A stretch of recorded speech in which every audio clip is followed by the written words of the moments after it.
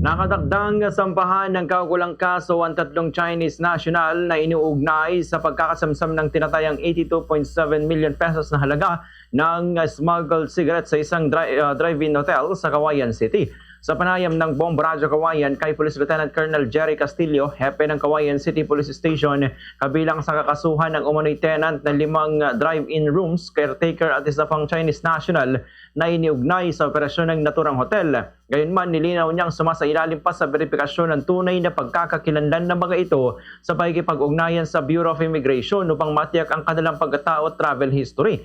Sinabi ni Castillo na nagsimula ang operasyon sa pamagitan ng isang intelligence report na isinailalim sa validation at confirmation bago nakipag-coordinate ang pulisya sa Bureau of Internal Revenue o BIR na siya namang naglabas ng mission order para sa lakayin ang hotel na matatagpuan malapit sa Cauayan City Airport.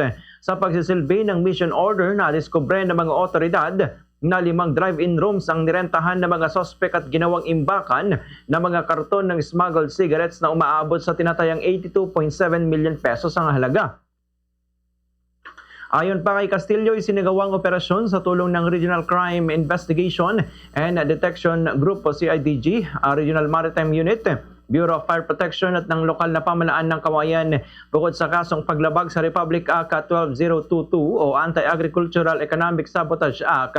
Haharap din ng mga sospek sa kasong tax evasion sa ilalim ng Republic Act 8424 na ihahain naman ng BIR habang magsasampa ang Cauayan City Police Station ng kasong paglabag sa Republic Act No. 10643 o Graphic Health Warnings Law. Batay sa intelligence report, matagal na umanong ginagamit ang lugar bilang distribution point ng smuggled cigarettes sa Isabela. Ayon kay Castillo, mga pribadong sasakyan mula sa iba't ibang bayan ang karaniwang pumupunta sa hotel upang kumuha ng mga sigarilyo para kumuha ng supply.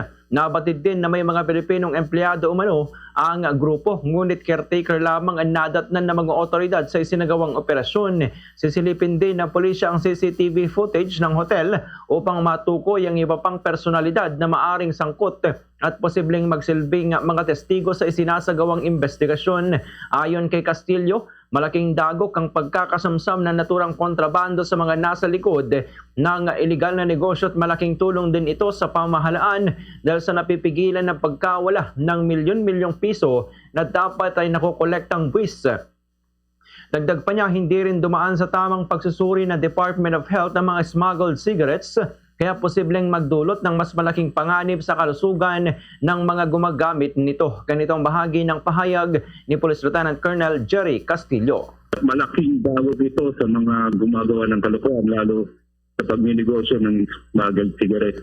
Napakalaking kawalan yan, pero ito ay nagdudulot ng mabuting advantage para sa gobyerno natin. Imagine mo itong 82.7 million na ito na hindi mapupunta sa tamang tax ng gobyerno.